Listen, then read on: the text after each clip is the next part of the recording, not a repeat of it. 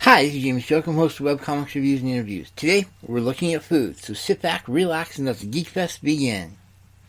Alright, now step back and think about this for a second. When you start looking at comics, and I want you to think about food for a second.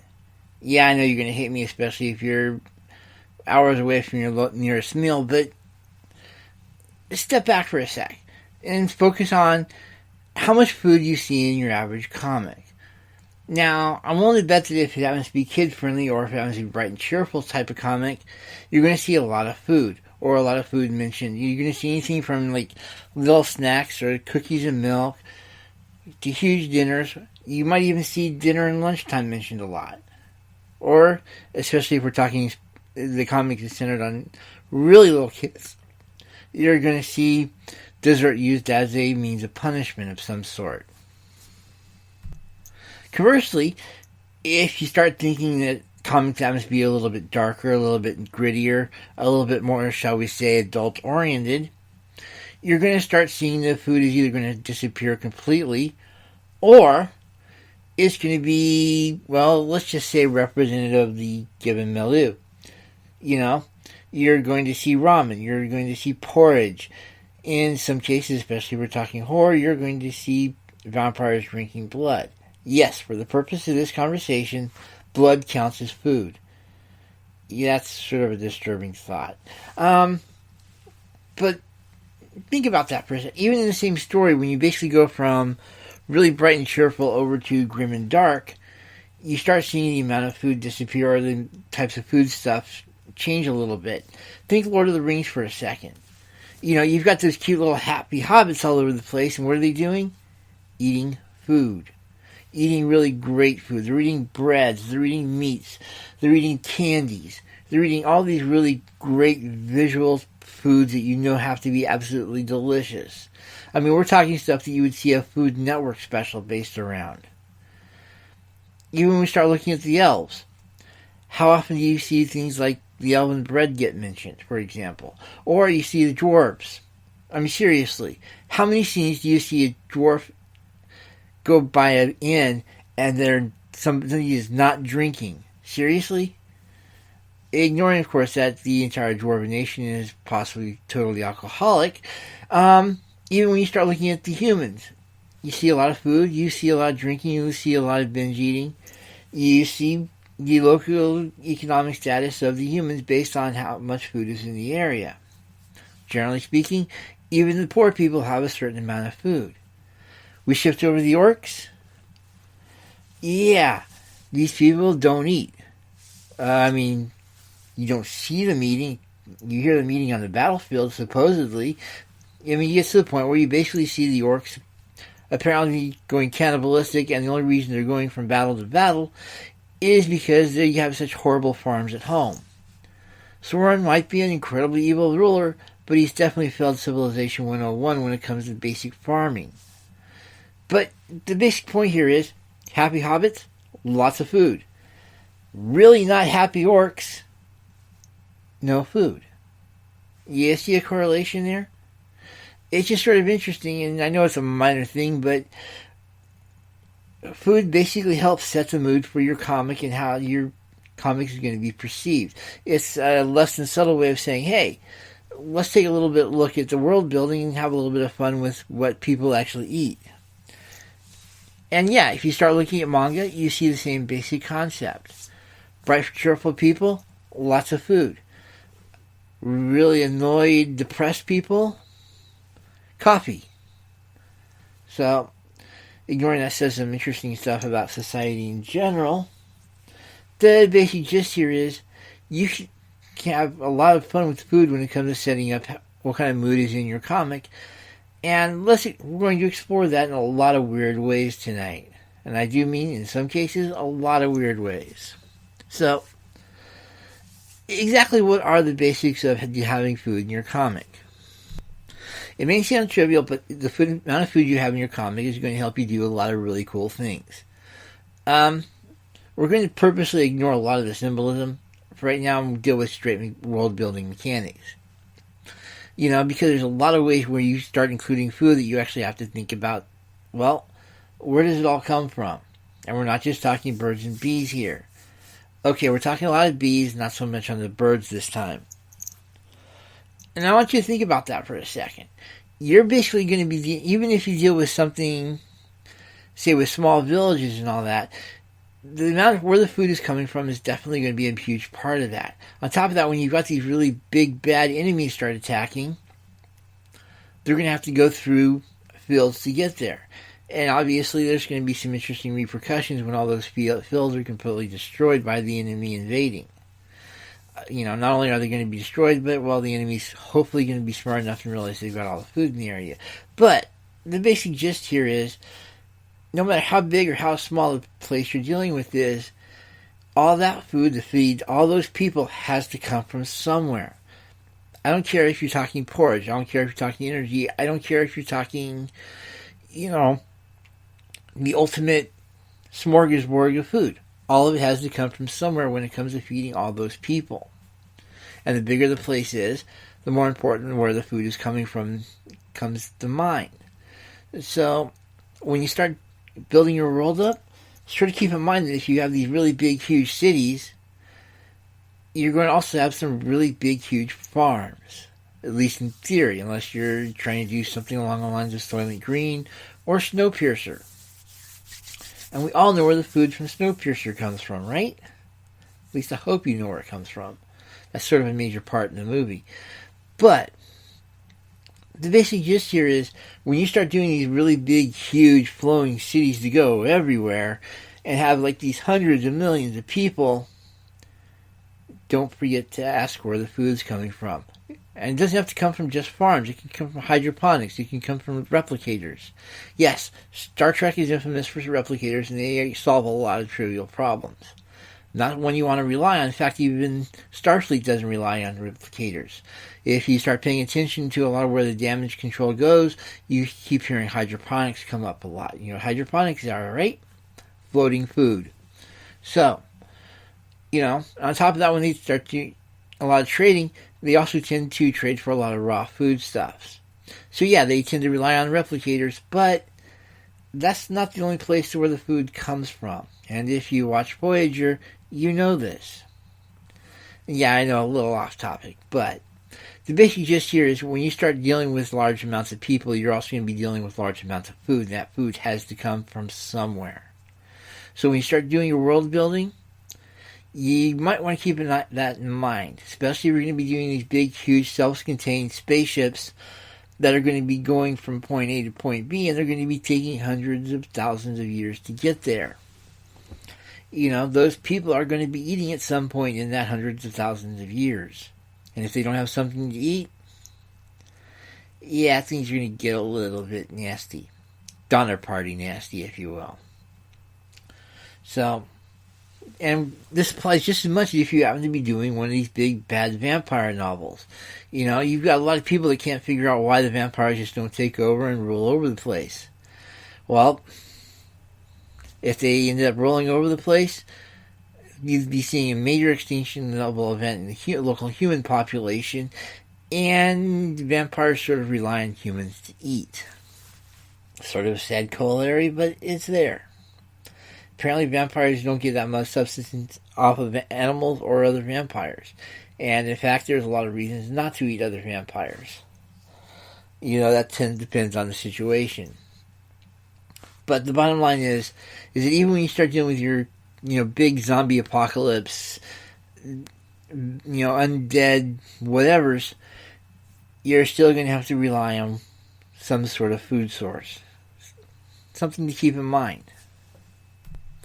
And if you happen to be doing one of those really great comics that happens to be dealing with the military-industrial complex, the one thing that always cracks me up in these things is how little food the Army gets. Or for that matter, how rarely you actually see the Army actually eating. Which I know sounds sort of like a minor point, but think about this for a second. You're talking about a group of guys that have to maintain peak physical condition in order just to do their job. Or at least something close to peak physical conditioning. And if they don't, well, they're going to get grouchy, they're going to get irritable, and they're not going to be doing their job as well. And straight up, if you've got a huge number of guys running around with large weaponry, The last thing I want these people to be is irritable and grouchy. You know? And if I'm relying on them to use those large weapons against somebody else, I definitely don't want them to be in, shall we say, less than physical condition. You know? I basically, if they have a major problem, if they don't have the basic energy in order to get out of the barracks, how are they going to be wielding these large weapons against all the bad guys? You know, you've got these really big, huge armies, and there's no logistical supply for these things. And it cracks me up every last time. It's just straight up. You've got these people that are running around these big, huge weapons, and they're not having the energy to supply them actually doing so. You know? So, yeah, if you're basically doing these big, bad industrial statements about how bad the military is, you'd better remember that they actually get some decent food, and there's a reason for that food. If nothing else, it keeps them focused on the bad guy and allows them to have enough energy to go after the bad guy. However, it happen to be defining the bad guy relative to your comic. Just keep in mind when you're world building, the food needs to come from somewhere. And while you're doing that, keep in mind that people also have to eat. And people are going to have some really great times when they sit down to do so. To the point that when you're dealing with world building, you need to allow time to actually eat food. And that's going to set up some interesting little rituals within the comic itself. Obviously, if you're doing a Hobbit-based comic, like 90% of the action will be people just eating. But, you know, establishing meal times, like, you know, when breakfast is, when lunch is, when dinner is, what time they eat desserts even, can be a major little advantage in setting up your world. Because once you've set up those little rituals actually help and back up to how real your universe is. Yeah, I know, little touches and all that, but it's the little touches that make the difference, you know what I mean? And since food is such a major part of our lives, it might as well be part of the comic book characters' lives as well. And keep in mind, this means that you will have certain mandatory food scenes. If you happen to be doing a lot of, shall we say, a little bit more primitive worlds, like, say, medieval technology, yeah, all of a sudden you're sowing this food, and reaping that food is going to be a major thing that's going to have to happen every so often. You're going to need to establish when these people actually go out, plant their food, you know, or when they happen to start raising it, depending if we're talking plants or animals. And you're also going to have to show them actually harvesting this. Obviously, if it's meat, it can happen pretty much any time. But if we're talking plants and we're talking those big, huge fields of wheat, well, those things don't exactly sow themselves, and they definitely don't harvest themselves. It's going to be important for you to show those scenes every so often. Again, it's going to be something that's going to establish a major part of your reality in there. On the flip side, if you happen to want to establish that your world happens to be a little bit more grim or a little bit more darker, then yeah, go ahead and show everybody starving. But the thing is, you're still basically showing on some level where how much food it happens to be in that universe. If you happen to show really cool fields of wheat, then you've established there's a lot of food in that universe. And I don't care if we're talking about, you're defining the universe as an actual, oh my gosh, Starfleet went crazy type universe, all the way down to maybe a couple of square miles. A universe happens to be just whatever we happen to center our attention upon. So keep that in mind when you start looking at, establishing harvest and sowing times for your food products. And if you happen to be sending this to the food factory, well, yeah, that's going to be something you're going to need to deal with as well. I mean, at the very least, restocking. Of course, if you happen to be doing city life, keep in mind that you're going to be establishing this through all those great food stalls you happen to see all over the place. You go to the mall, food court, Plus, there's always board meetings happening in restaurants.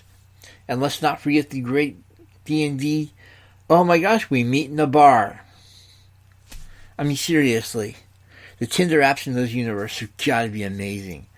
But the bottom line is that when it comes to the gathering and hunting and tracking down of food, it's going to be a major part of these people's lives. And it'd be nice to show that every so often, even if you happen to have a teenage boy who happens to be going after the refrigerator every so often. You're establishing that these people actually do eat. Of course, it also means that you're establishing they do other things as well, but let's just say indoor plumbing tends to hide a lot of problems. So, make sure if you have nothing else represented in terms of real life processes in your comic, make sure that you have people eating. It's going to be a really great way to set things up. On top of that, keep in mind that we do have a lot of food-centric celebrations. Obviously, if we're looking at, I'm going to go American here just because it's a lot easier for me to relate to, but keep in mind, I'm willing to bet there are a lot of similar celebrations throughout the world. Christmas, for example. We have these big, huge family get-togethers. We have nothing but food. Thanksgiving, everybody gives thanks, lots of food. In the summer, family reunions, celebrations of all sorts of types, from graduations to people moving on in various ways. You have food. Funerals, giving casserole dishes out to the bereaved is definitely a part of the process. So, anytime you have any kind of celebration going on, odds are it's going to involve food on some level. So have a lot of fun with it. The various food you have will help set up what kind of world you're dealing with. And if you happen to be doing a horror movie, don't forget that you're also going to have definitely people going after food, tracking it down, and possibly playing with it. Yes, we're talking about vampires, we're talking about werewolves, we're talking about pretty much anybody that subsists off human flesh. Yeah, a little gross, a little nasty, but you got to keep in mind that, again, we're looking at the perversion of human life. And if we've established that food's a major part of human life, then obviously if we're talking the perversion thereof, that's going to be a major factor in these monsters' lives as well. Even if it is to simply show how different they are than regular humanity. You're just not going to see a whole lot of people, or in this case entities, that are going to be avoiding food altogether. Even if that food happens to be living off the very suffering of others. You've still got some sort of food stuff going off there. So, whenever you start introducing monsters and other critters, you might want to think about what they're eating. Or more accurately, who they're eating. Just think about it. Okay, so obviously those of us have a little bit more world-building type bent to us.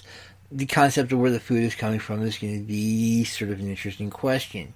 We're obviously going to be sitting across, sitting fields aside for nothing but food. Or if we're doing more spaceships, we'll be setting up decks. Hydroponics is probably the best way to get raw food into the stomachs of other people that we're working with. So, it's just straight up, when you start looking at all the world building, you're going to be not looking at how people eat and where that comes from, and it's going to be an interesting concept, especially when you start looking at the logistics of it. How does that food get from the farm to the plate? And we're not just talking in a total organic style here. What kind of ships are used? What kind of spaceships are used? What kind of transportation, bottom line, is used to get that food from point A to point B? But this also means that we can actually use these foods to show how entirely different our world is from the real world. We don't have to have apples and figs, for example, or even oranges. We can come up with our own neat little food. Just whatever you do, please avoid the Avatar name convention. Arguably one of the worst parts of that cartoon had to deal with the fact that everything was a hybrid of something. Straight up. It just hit a point where I did not want to see another strawberry banana or an apple fig. Don't get too cutesy with the way you name your fruit. It has to be simple. It has to be just something that people are going to remember. It's got to be something that not necessarily rolls off the tongue, but is going to be something people are going to be using a lot. It's just straight up. You're going to be seeing food used not only for directly eating, but you're also going to be using it for metaphor. Just think of how many food-based metaphors we have on our language, and then you're going to realize that you're going to be seeing this in a lot of other languages as well. You know? Apples in barrels, fish in barrels, yeah, pretty much anything in a barrel. Alone, there's just a lot of really weird food analogies out there, and you're going to be seeing a lot of these in any language that has any kind of intelligent people.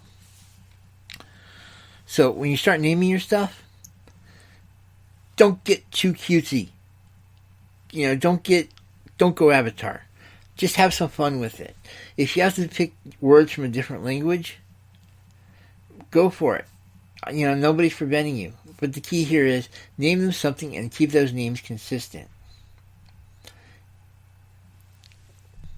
And don't forget, this is another way you can have some fun with the universe you happen to be building. I mean, straight up, we've all looked at things like Chopped or MasterChef or Top Chef or pretty much any of the Food Network or, you know, pretty much any of the shows that you happen to deal with food are sort of enjoyable because you happen to see all the weirdness people happen to pull off in those things. And that's not just part of the fun. Not because we like seeing people being creative, but we like to get ideas on what we're going to be eating later. And you as a writer need to have the same amount of fun. I mean, yeah, your artist is going to hate you for it eventually, but, you know, you've got to have a little bit of fun when it comes to describing the foodstuffs. Yeah, and just go crazy with it. You know, if you want to have a cake that happens to have feathers all over it, go for it. Yeah, your artist is going to hate you for it. Trust me on this. But you want that cake with feathers on it, go for it. You know? If you happen to want to do meatballs that explode, sort of a cool idea, especially if you happen to be dealing with certain races. But, you know, when you start coming up with the various foods, don't keep in mind, you need to keep in mind just the raw food stuff, like the fruit, the vegetables, the grains, the nuts, legumes, that sort of thing. You need to think about the finished product as well. I mean, let's get real. We start seeing these big, huge, sumptuous feasts. We happen to like a little bit of weirdness to it, like turducken. What is the alien version of turducken? And don't think about it too much. Trust me. You don't want to think about it too much. So, just when you start having your foods, keep in mind you have to name them something that's going to be catchy, it's going to be working, it's going to be memorable, or at least not too crazy. And you're also going to have to be thinking of finished products, because not everybody goes around eating apples. Some of us do like our little pastries and meat pies. You know, you get the idea? Have some fun with your foods. At the same time, there are going to be some interesting issues that may crop up. I've already mentioned the naming convention. Like I said, don't go Avatar. Have some fun with it. But don't get too crazy. First off, you don't want to get too far outside the realm of normalcy, unless, of course, the entire point is to show how weird this place is. You know, if you're going to be doing a meal among the very elite, you're going to be definitely wanting to show what kind of foods these people eat. And some of those foods, even in our life, tends to get really, really weird, you know? Think about caviar, for example. Yeah, fish eggs. You think they'd be simple, but you've got caviar tends to go for quite a bit. Consider saffron. It's a basic spice in a lot of places, but in the States, you're talking well over $100 an ounce. You know? Just, so have some fun with it, but don't go crazy. And I'm pointing this out because when it comes to food, artists like it nice and simple. It's not, they don't want to have to redraw the same birthday cake with lots of feathers all over the place. It's going to be aggravating. It's going to tick them off. And yeah, you can argue that, well, we don't have to worry about a budget for special effects and other weirdness. The artist is going to go, screw you, if you get too crazy. So have fun, but don't have too much fun. Also, keep in mind that whatever food you're going to show is going to show, you know, basically what's going on in the world. If you want to show a really poor family, bring in the porridge. Actually, you're going to be seeing porridge used in a lot of weirdness. Not only does it show poorness, but it can also be used to show a fascist type of situation. I mean, think about this. If you happen to have a cybernetic, if you have an army of cyborgs, you're going to find out real quick that porridge is the most effective way of making sure that these cyborgs get something to eat. So, you're going to have a lot of times when they're just going to be getting these big, huge tubes of, porridge. Yeah, it may not be porridge. Obviously, it's not always going to be some sort of grain-based food. Sometimes it's going to be a lot nastier than that. And this is where you get to have a lot of fun. Think about this for a second. When you're trying to establish that everybody is faceless, vague, not really standing out in the crowd, you need something that's basically going to be faceless, vague, and is going to disappear in a crowd.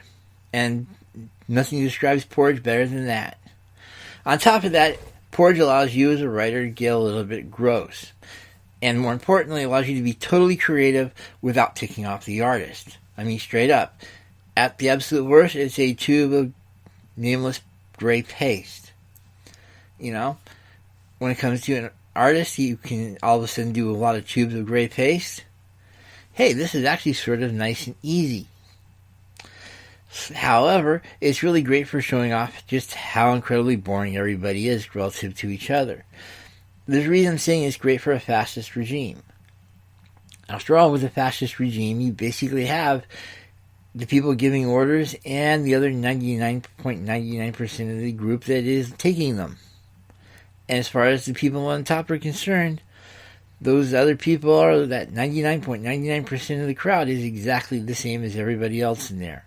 They're equally expendable, and who cares? Forcing your armies to eat porridge is a great metaphorical point, especially if you're trying to establish who's in charge and, who's not. And if you happen to have a situation like the aforementioned army of cyborgs, hey, you've got some really great stuff. Some really great metaphors there. And here's the really fun part. You don't have to describe what the porridge looks like, but you get to describe what's actually in it. And this gives you the opportunity to be as gross and disgusting as you'd absolutely want to be. Like I said, it doesn't have to be something that's a grain-based type of food that happens to be very boiled. It can be squished, it can be crushed, it can be formerly sentient. Yeah, you got that. It can be meat-based. And nobody really knows what's in porridge. It's worse than mystery meat, because mystery meat, you can at least break it down to a few possibilities. Porridge, yeah, it can get really gross really quick. So it allows you to have a lot of fun, get a lot of grossness out of your system, and your artist isn't going to be killing you for it. You gotta love those kind of win-win situations. And if you think porridge is nice and generic, consider if you happen to going back to a big army of robots, because robots have to eat too. The only difference here is they have to eat, electricity. They need something to power them. And while it may sound really great to have everybody on their own individual nuclear power packs, the reality is that at some point in time, the vast majority of robot armies need to recharge at some point. If you happen to have cyborgs, they're going to have to recharge their electronics parts too. And while they obviously are going to require a little bit of oil is its own logistics element, but, worth considering nonetheless. Well, let's just say everybody likes dealing with electricity. It's bright. It's brilliant. It looks like lightning bolts. Yeah, that's probably another reason your artist is probably not really happy with you. But you also have to think about, even more importantly than with regular foods, where's all this electricity coming from? And obviously it's not going to be coming from humans. Yeah, that's arguably the worst plot point of the Matrix, and it's been gone over, so I'm going to leave it alone. You simply say, this is one time when the food stuff is not humans. You've got to be asking yourself where all that electricity is coming from. Nuclear power plants, solar power, wind-powered robots. Think about it. But the bottom line is that somewhere along the line, you've got to have some sort of major source of all this electricity. And this is going to actually help your stories a little bit, especially if you happen to be dealing with people that are out to kill robots. You know? If your society happens to be robot-based, don't worry about it too much. Just treat it as you would anybody, different flavors of electricity, that sort of thing, and just have fun with it. Treat it as sort of a digital porridge, if you will. But if you happen to have people that are trying to take down the robot civilization, yeah, all of a sudden where all this energy is coming from is all of a sudden a major, important detail. So, have some fun with it. And yeah, if you happen to be a nuclear power plant, hey, that's just bonus. I mean, not only do you take out the robots at the source, but you also, well, yeah, you're going to be taking them out big time as well. And you get that really nice explosion in the background. So, sorry, artists. But the bottom line here is, have some fun with the electricity, but keep in mind something else here. Or more accurately, two other things. First off, what happens if the wiring happens to be damaged? I mean, if all of a sudden the robot all of a sudden can't plug in, is there going to be some sort of, how long is the robot basically going to last without being able to charge? Can the plug be fixed? Can it be bypassed? Neat little details, and it's something you're going to have to work out a little bit ahead of time. Some cases you're just going to simply want that if you fry the electricity, hey, you've basically damaged that system, period. If you're lucky, you've also got a limited duration of how much energy is left. Which makes a situation where you're looking for have a situation where you want to have a countdown clock. Hey, if your energy source just went down from, say, 20 years to 30 minutes, you got a really nifty little countdown clock, especially if you're going to explode when it goes by. There's also the question, of course, about EMPs, the electromagnetic pulse. And keep in mind that there are a lot of post-apocalyptic scenarios that are based on the concept of, well, big nuclear war going off, and the thing that basically does all of the damage is that really nifty electromagnetic pulse. If you happen to be dealing with robots, the question becomes, just how badly screwed are those robots going to be? And to what degree is that EMP going to be dealing with all the electrical wiring and the power grids? Minor detail, sure, but it's something you definitely need to think about when you're setting things up. Oh, and just because, yes, you could conceivably get electricity from humans. You just basically have to put them on some sort of turbine. If you happen to have a huge number of humans and you want them to provide a huge amount of energy, hey, time for those bikes and it's time for treadmills. Yeah, you can just feed those humans, and let's get real, you can feed them all the porridge you want. And the neat thing about porridge is that it's sort of, well, I'm not going to get too gross here, but I will point out that porridge is a great way to teach the circle of life. Human dies, human eats porridge, and we're not going to tell you what's in the porridge. So, anyway, and on top of that, we're going to be dealing with vampires. The vampires are sort of weird, but it's an interesting thing we sort of need to deal with because of the whole food issue. Nothing emphasizes horror like having your vampire feed off the local humans. I don't care if they happen to be your boring energy vampires or emotional vampires that are just simply there, or they can touch people and take off, years out of their lives, or if they're actually going after the actual blood. The bottom line here is that you can use what the vampire is feeding on to emphasize the horror level of the comic. And in fact, that's usually what they're used for. If your vampire happens to be a little bit older and he likes, he's a little bit more, shall we say, cannibalistic, hey, so be it. The bottom line here is that if you need to remember three things about when it comes to vampire and blood, it's important to show the effects of the feeding. That is, even if the person isn't completely desiccated by the elimination of blood in their system, you're going to have to want to show some of that effects of that feeding. They're going to be a little bit paler, they're going to be a little bit less energetic, so on and so forth. You're going to want to show the effects of the actual feeding. And if they happen to, kill a person by feeding on them too much, hey, you're going to be wanting to show those effects as well. You know, we're not just talking a little bit of person's going to be a little bit paler. In some cases, we're talking actual desiccation. That is, the person is going to be looking like a mummy, and not in a good way. So, on top of that, there's also the question of what happens if a vampire doesn't feed. Some vampires tend to get a little bit grouchy, a little bit more easily aggravated, and given the kind of power that a vampire wields, that may not be a good thing. I mean, it might be a good thing if you're trying to basically show that vampires are bad people and they tend to do bad things just to strike out. But for the vampires themselves, yeah, running out of blood is going to be a bad thing. You're going to need to show that. Some vampires tend to get older without that food, and they get visibly older. They get crinkly. They get hair in all sorts of weird places. They lose stature. You know, they require more and more clothing to hide themselves. It's just, there's definitely going to be a difference between Count Dracula fully fed and Count Dracula, 7 days without people. You're going to have to keep those differences in mind when you actually start talking to your artist. So, I'll leave that conversation to you people. Just keep in mind that the effects will definitely be there. And of course, keep in mind that there are going to be some psychological issues that need to be dealt with as well.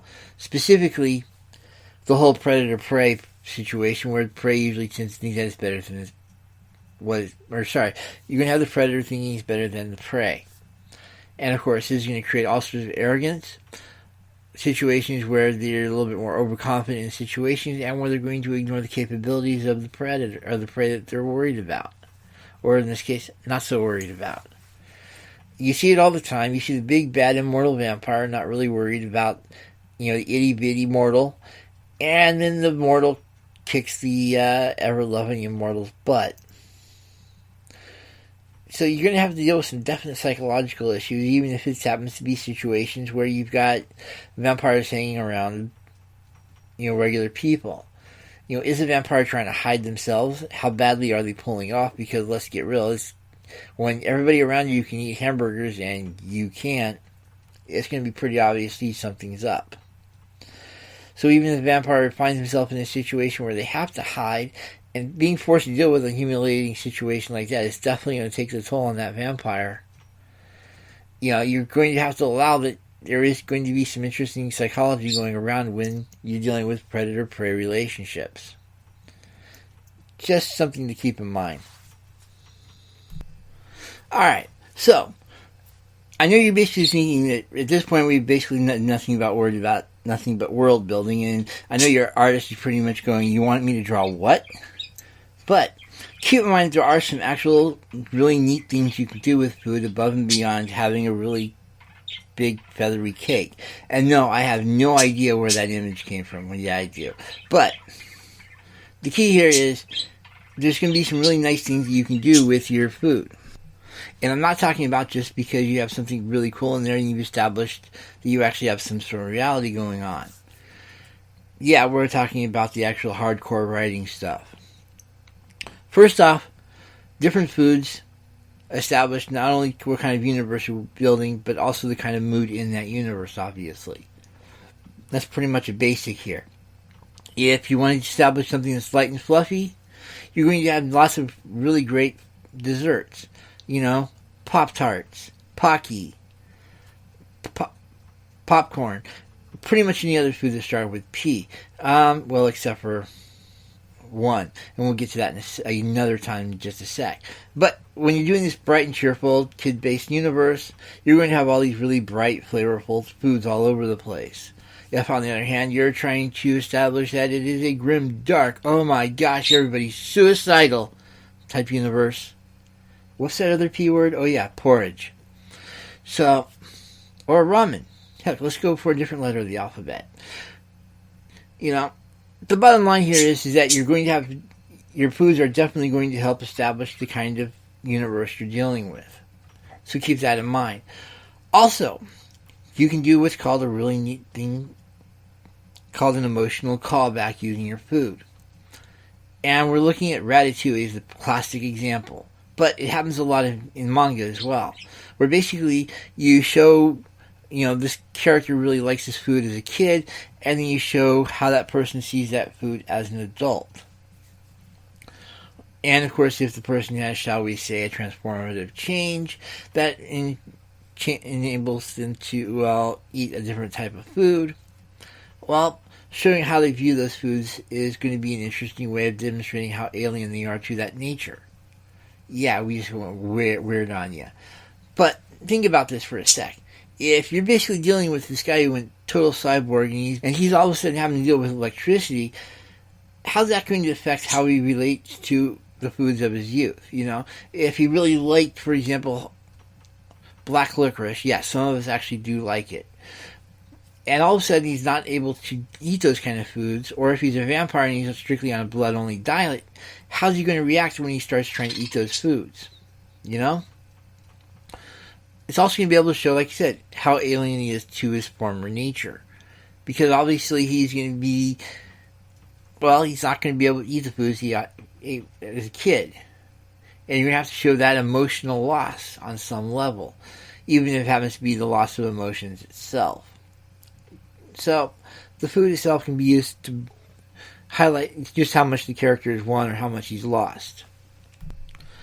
On the so-called more positive side of the ledger, keep in mind that foods can be used to set a romantic mood. I mean, straight up, you want to get a thing going on between these two characters?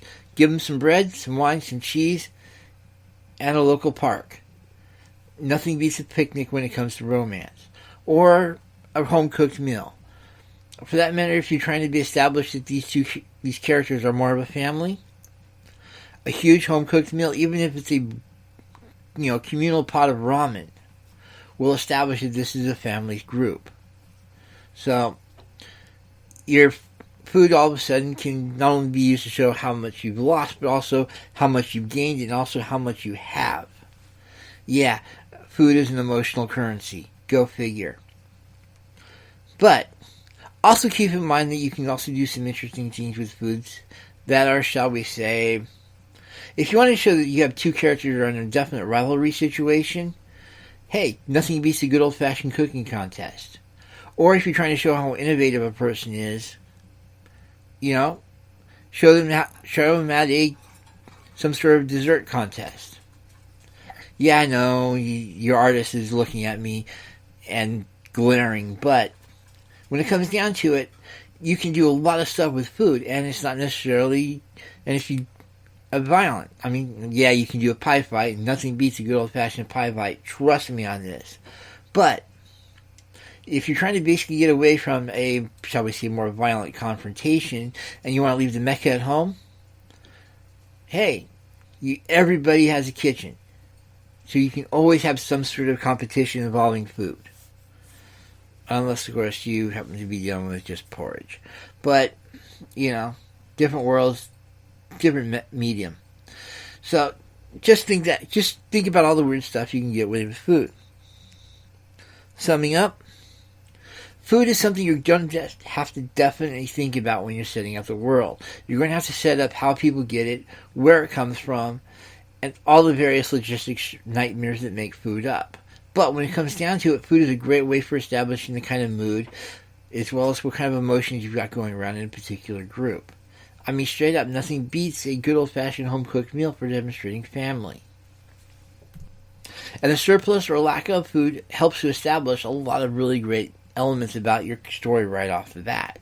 So definitely figure out ways to include food into your comic.